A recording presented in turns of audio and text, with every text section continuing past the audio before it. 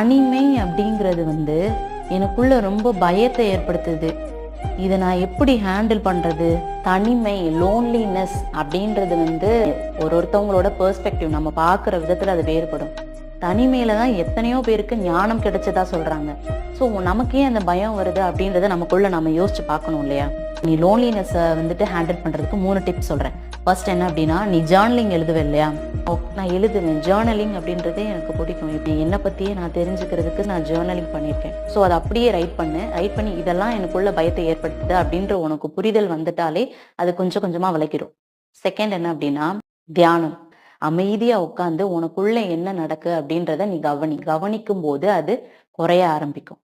Third என்ன அப்படின்னா, நம்ம அந்த பரமாத்மாவோட ஒரு அம்சம். ஸோ நமக்குள்ளதானே அந்த இறைவன் இருக்காரு.